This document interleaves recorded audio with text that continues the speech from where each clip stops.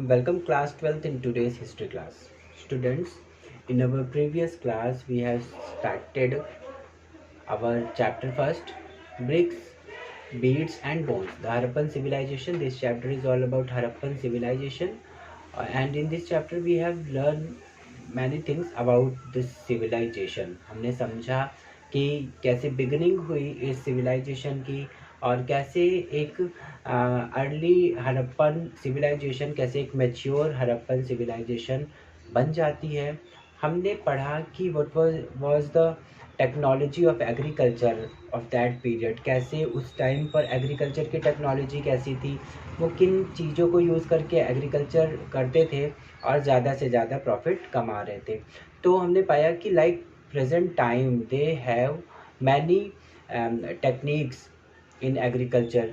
बहुत सारे टेक्निक्स को वो यूज़ करना जानते थे आज के टाइम की तरह, और उसी तरीके से वो पशुपालन एनिमल रियरिंग से भी बहुत ज़्यादा अच्छी तरीके से वाकिफ़ थे। उन्हें सब कुछ पता था कि कैसे कौन कौन से एनिमल्स हैं जो उनके लिए इकोनॉमिकली प्रॉफिटेबल है, जिनसे उन्हें किसी भी तरह के खाने पीने की चीज़ या किसी भी वे में एनिमल्स उनके लिए यूज़फुल हैं, और वो उनकी रियरिंग करते थे, एनिमल हस्बेंड्री करते थे, और साथ ही साथ अपने जीवन का निर्वाह एक पूरा जो उनकी सब्सिस्टेंस स्ट्रैटेजी थी वो हमने हमारी प्रीवियस क्लास में समझी। ठीक है, और आज हमारी जो स्टडी हम कंटिन्यू करेंगे with the topic Mohenjodaro a planned urban centre. पूरा का पूरा हड़प्पन सिविलाइजेशन अगर हम देखते हैं तो उसमें बहुत सारी यूनिक फीचर्स हैं, बहुत सारी ऐसी चीज़ें हैं जो बहुत यूनिक है, जो हमें सोच के भी बहुत थोड़ा सा स्ट्रेंज हो लगेगा, अजीब लगेगा कि इतने साल पुराने या इतने समय पहले के का जो सिटी था या टाउन थे वो बहुत ज़्यादा डेवलप्ड थे आज के टाइम की तरह ही।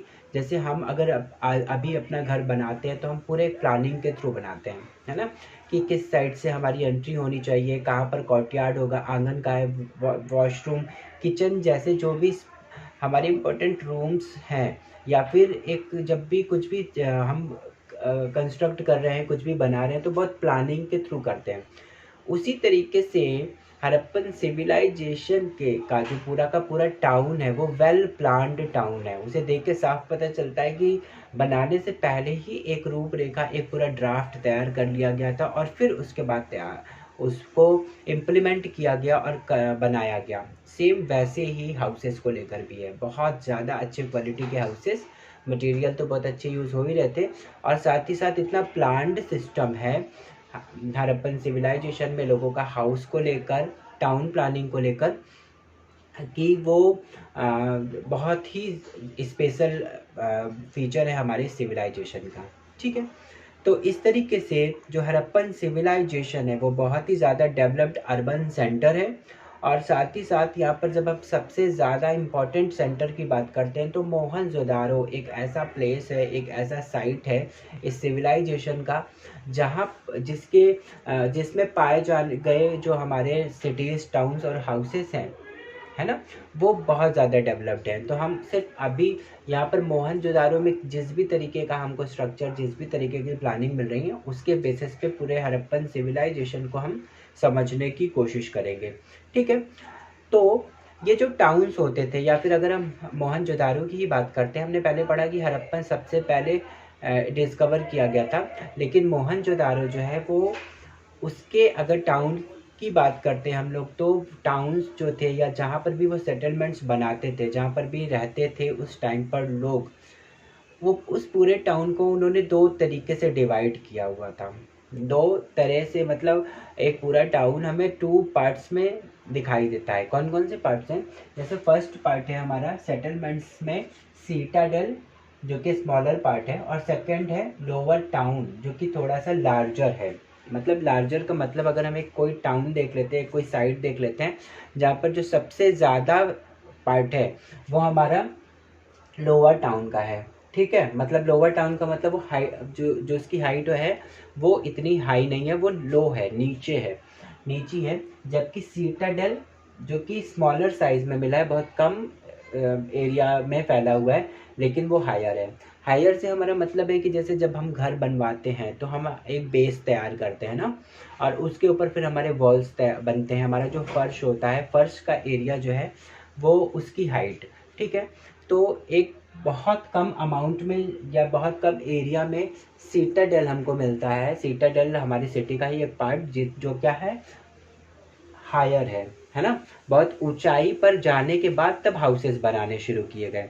अब इसके पीछे का रीज़न क्या हो सकता है, गैस करेंगे अगर तो हम पाएंगे कि क्योंकि ये रिवर के अराउंड हो रहा है ना, रिवर के पास सारी सिविलाइजेशन हो रही है।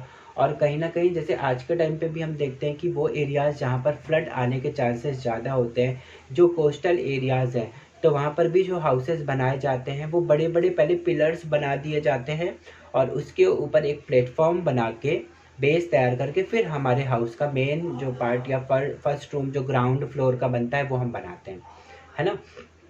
तो उसी तरीके से यहाँ पर भी हाउसेस बनाए जाते हैं, यानी वो जो हायर पार्ट था उसको हम मान सकते हैं कि वो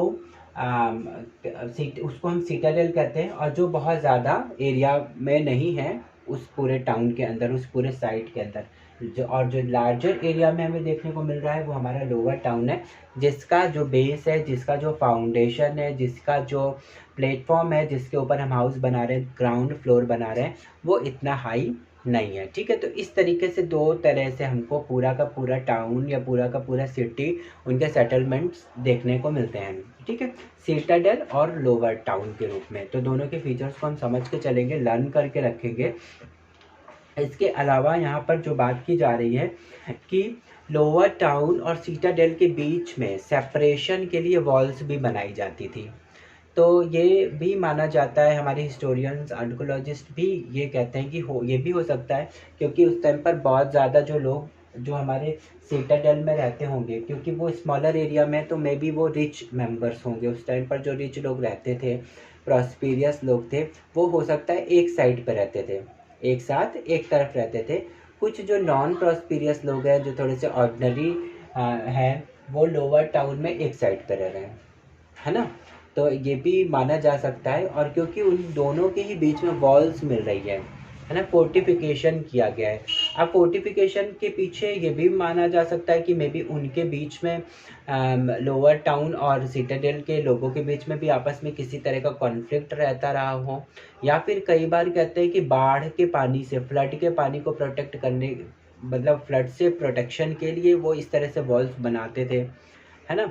या फिर कई बार जैसे हम भी अपने घरों के आसपास बाउंड्रीज बनवाते हैं प्रोटेक्शन के लिए, कि कोई वाइल्ड एनिमल, कोई भी फालतू के लोग कुछ भी इस तरीके से हमारे एरियाज़ में एंट्री ना करें, तो शायद उस तरह से, उस चीज़ के लिए, उस पर्पज़ के लिए भी ये काम किया जाता रहा हो, ठीक है। तो एक तरीके से वो खुद को सेफ रखने के लिए, सिक्योर्ड रखने के लिए, और इसलिए भी ये वॉल्स को बना सकते हैं, ठीक है। तो कुल मिला के हमें सिर्फ ये समझना है कि सेटलमेंट्स जहाँ पर भी पाए गए वो दो तरीके के मिले हैं, सिटाडेल एंड लोअर टाउन, जिनको सेपरेट किया गया था वॉल्स बना बना के, ठीक है। ये बात हो गई यहाँ पर। इसके अलावा यहाँ पर ये भी बताया जा रहा है कि वो जो ऊंचाई है, जो प्लेटफॉर्म की फाउंडेशन की ऊंचाई बनाई जा रही है, वो इतनी ज़्यादा हाइट है, इतना ज़्यादा उसकी ऊंचाई है सिटाडेल में भी, कि माना जाता है कि उसमें बहुत सारे लोगों के लेबर्स की ज़रूरत पड़ी होगी उसको पूरा हाइट देने में, बनाने में, ठीक है। और फिर उसके बाद उस पूरे प्लेटफॉर्म को तैयार करने के बाद फिर उसमें ग्राउंड फ्लोर बनाया गया, ठीक है। अब इस ग्राउंड फ्लोर पे, मतलब वो जो एक एरिया जो हाइट दिया जा रहा है, वो उसे किस चीज़ से बनाया जाता था, ठीक है। तो लोअर टाउन में ये सारी चीज़ें मड से की गई हैं, सॉइल में, गीली मिट्टी को यूज़ करके, और ब्रिक्स को यूज़ करके, पकी हुई ईंटों को बेक्ड ब्रिक्स होती थी, सूखी हुई जो सन ड्राइड ब्रिक्स होती थी, सन के हीट में जिन्हें ड्राई किया गया हो और पकाया भी गया हो, बेक किया गया हो, यानी बहुत ज़्यादा मजबूत और अच्छी ब्रिक्स, उनको बिछाया जाता था मड के साथ, और फिर एक हाई प्लेस तैयार किया जाता है, एक पूरा प्लेटफॉर्म, एक पूरी फाउंडेशन तैयार की जाती थी, देन हाउसेस बनाए जाते थे, सिटाडेल में भी और लोअर टाउन्स में भी, मतलब लोअर एरिया में भी, ठीक है। तो इस तरीके से प्लेटफॉर्म तैयार करके घर बनाए जा रहे हैं। इनके जो हाउसेस ये बनाते थे वो भी सन ड्राइड बेक्ड ब्रिक्स से बनाया जाता था। बहुत अच्छे क्वालिटी के ब्रिक्स को यूज़ किया जा रहा था। जो रेशियो था लंबाई और चौड़ाई का, ब्रेथ और विड्थ का, जो हम लेंथ और ब्रेथ का जो हमारा वो था रेशियो था ब्रिक्स के, वो भी बहुत अच्छे क्वालिटी के हैं। ठीक है, एक जो सही रेशियो होना चाहिए, ऐसा नहीं था कि कोई ब्रिक छोटी कोई ब्रिक बड़ी और मतलब डिफरेंट साइजेस के डिफरेंट शेप्स के, ऐसा कुछ नहीं। सारे ईंटें एक ब्रिक्स एक शेप के, एक साइज के और एक बराबर रेशियो में उनके लेंथ और ब्रेथ थे, ताकि बहुत अच्छे से जो भी वॉल्स बनाई जाए या बिल्डिंग्स कंस्ट्रक्ट की जाए तो बिल्कुल सीधा सीधा और साफ़ सुथरा बनाया जा सके। ठीक है, यहाँ पर जो इनके घर बनते थे, ग्राउंड फ्लोर पर ये खिड़कियाँ नहीं बनाते थे। ठीक है, बेक्ड ब्रिक्स से बना रहे हैं।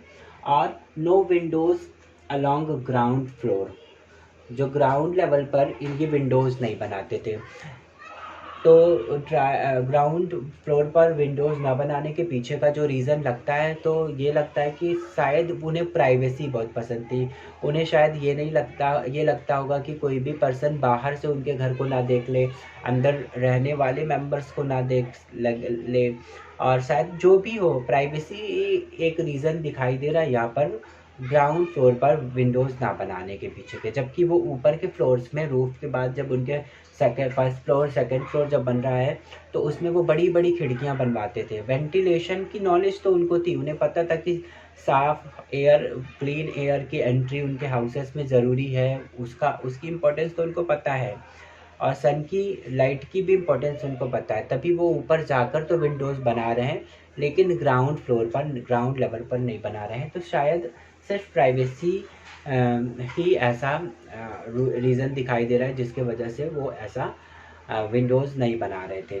ठीक है, इसके अलावा अब आगे बढ़ेंगे तो इनके हाउसेस में जो ड्रेनेज सिस्टम था, घर से वेस्ट वाटर के निकलने के लिए बहुत सारा सिस्टम होता है जिसको हम ड्रेनेज सिस्टम कहते हैं, उसके लिए भी इनके पास बहुत ज़्यादा डेवलप्ड व्यवस्था थी, पूरी की पूरी। ठीक है, इनके जो ये होते थे ड्रेन करने के लिए जो नालियाँ, जैसे आज हमारे घर में से नालियाँ निकलती हैं और रोड के दोनों साइड से नालियाँ जा रही हैं, है ना, पाइप्स जा रहे हैं, और उसी में जाकर हमारे घर का वाटर भी जाकर कनेक्ट हो जाता है और एक बड़े नाले के थ्रू होते हुए वो ड्रेन आउट हो जाता है। तो ठीक वैसा ही उस टाइम पर भी किया जाता था। वेल डेवलप्ड ड्रेनेज सिस्टम उस टाइम था।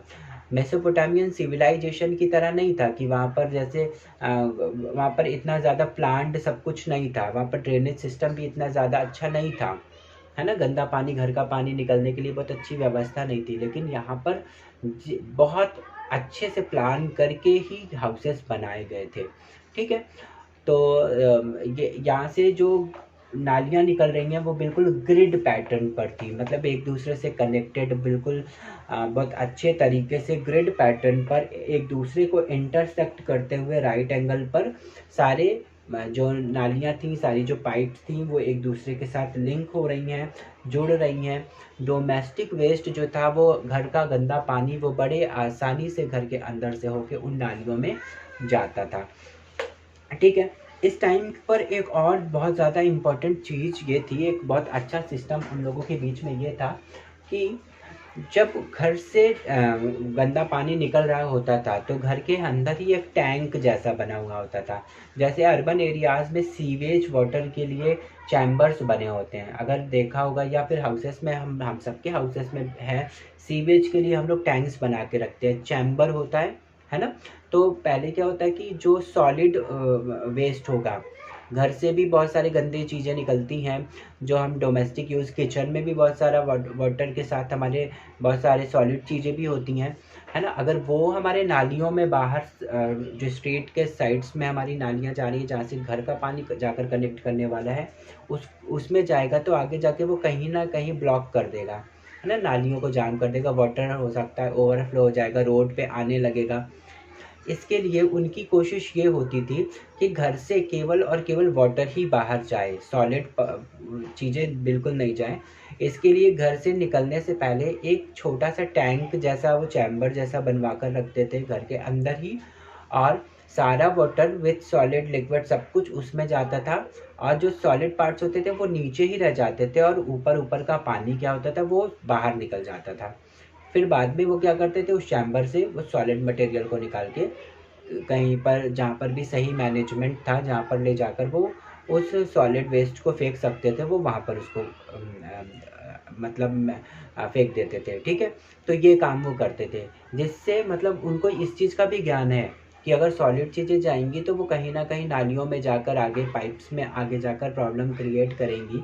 इसलिए सभी घरों में वो खुद की रिस्पॉन्सिबिलिटी को समझते हुए छोटे चैम्बर्स या छोटे टैंक्स बनवा कर रखते थे। ठीक है, इनके जो हाउसेस से जो भी मटेरियल ड्रेन आउट हो रहा है वो जाता था थ्रू पाइप्स। आज के टाइम में हम प्लास्टिक की पाइप्स यूज़ कर रहे हैं, हम सीमेंट की बनी हुई पाइप्स को यूज़ कर रहे हैं, उसी तरीके से उस टाइम पर टेराकोटा की भी पाइप्स बनाई जाती थी। ठीक है, सेम अभी के पाइप की तरह होता था, और वो बहुत आसानी से वाटर को ड्रेन आउट करके बाहर दे देता था। ठीक है, एक और यूनिक फीचर है उस टाइम के बारे में उनके ड्रेनेज सिस्टम को लेकर, वो ये है कि हर हाउस के बाहर, मतलब जैसे अभी रोड के दोनों साइड पे नालियाँ जा रही होती हैं, है ना, लोग क्या करते थे, उन नालियों के बाद भी एक वॉल खड़ी करते थे, ताकि बाहर से रोड पे चलते हुए वो नालियाँ नहीं दिखाई देगी। ठीक है, तो अगर तुम देखोगे तो तुम्हारे बुक में फिगर 1.8 है, पेज नंबर 6 पर। ये तो हम देख सकते हैं, यहाँ पर ये कोई पर्सन खड़ा हुआ है, यहाँ हम देख सकते हैं कि इतनी ऊंची ऊंची वॉल्स बनाई गई हैं इस जगह पर, और यहाँ से होकर वो वाटर ड्रेन आउट हो रहा है। तो हम समझ सकते हैं ये हमारे घर का मेन हाउस का ये मेन वॉल हो गई ड्रेनिंग के लिए, हमारा ये पार्ट, और ये वॉल जो हमारी रोड के बाहर साइड से दिखाई दे रही है, देन हमारा रोड है ना। तो मतलब ड्रेनेज करा जा रहा है, गंदा पानी निकाला जा रहा है, सब कुछ किया जा रहा है, पर बाहर से देखने में वो चीज़ें दिखाई नहीं देंगी, और इतने अच्छे सिस्टम के थ्रू ये सारा काम हो रहा है मोहनजोदारो में। ठीक है, यानी पूरे हड़प्पन सिविलाइजेशन के अंदर इस यूनिक फीचर को यूज़ किया जा रहा है ड्रेन आउट के लिए। क्लियर। नेक्स्ट हम बढ़ेंगे, हमारा जो नेक्स्ट टॉपिक इसमें दे रहा है वो है डोमेस्टिक आर्किटेक्चर। अब हमारा घर जो था उसका आर्किटेक्चर कैसा है, घर का सिस्टम कैसा है। ठीक है, घर जो होते थे लोअर टाउन में वो बहुत ही अच्छे होते थे। मतलब आज जैसे हम भी घर बनाते समय हम लोग सोचते हैं कि सही लाइटनिंग हो हमारे घर के अंदर, सन की लाइट पहुंचती रहे, नेचुरल लाइट, नेचुरल मतलब एयर भी, वेंटिलेशन भी बहुत अच्छा हो, सब कुछ सही हो, है ना। उसी तरीके से हाउसेस बनाए जाते थे।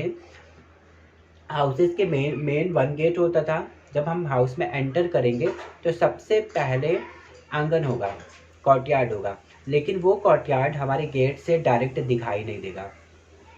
समझ रहे हो ना, कुछ इस तरीके से प्लान करके बनाया जाता था कि जब हम गेट से अंदर घुसते थे तो एक सामने वॉल होगी, और उसके साइड से कहीं जाकर हम घर के अंदर जा सकते हैं। अंदर जाने के मतलब हमें कॉर्टयार्ड दिखाई देगा, आंगन दिखाई देगा, और आंगन के चारों तरफ रूम्स होंगे, है ना। और वो आंगन क्या है, ऊपर से भी खुला हुआ है, तो ऊपर से रोशनी, जितनी सन की लाइट है, हवा है, सब कुछ नीचे आएगा, और सारे रूम्स में बहुत आसानी से वो फैल सकता है।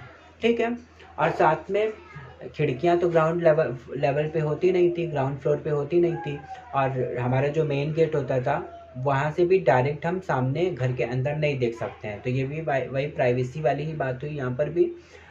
अब ये जो हाउसेस हैं चारों तरफ जो इनके रूम्स होते थे, इन घरों में खुद का इनका वॉशरूम होता था।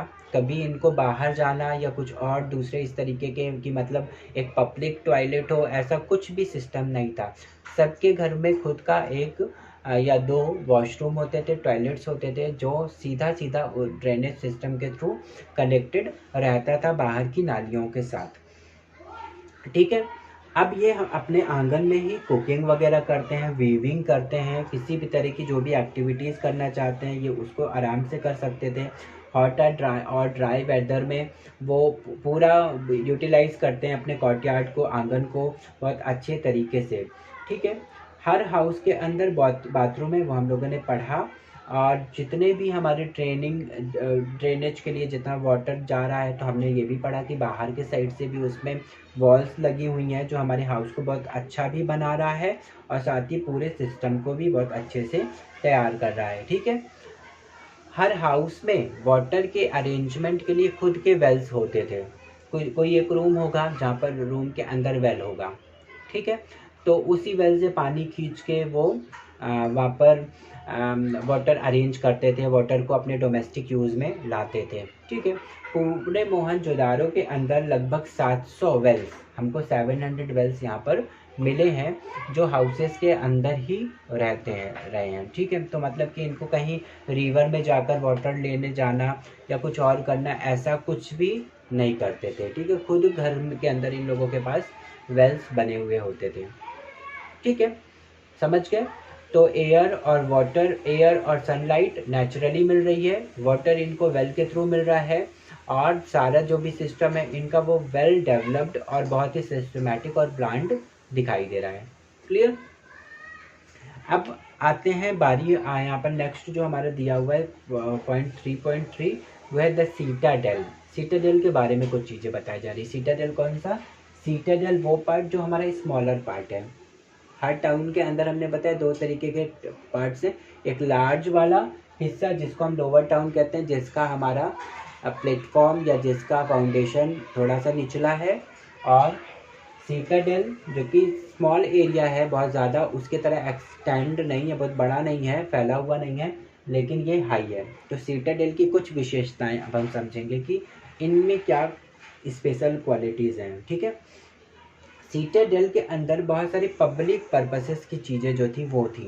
पब्लिक पर्पस का मतलब होता है कि जहाँ पर हर तरह के लोग आ और जा सकते हों और हमारे सबके काम की चीज़ें हों। जैसे मार्केट क्या है? एक पब्लिक पर्पस की चीज़ है। मार्केट केवल मेरे काम की चीज़ नहीं है, तुम्हारे काम की चीज़ नहीं है, बल्कि हम सबके काम की चीज़ है ना? तो इस तरीके जो पब्लिक पर्पस में आने वाली जो भी प्लेसेस थे वो सब कुछ सीटाडेल में पाए जाते थे।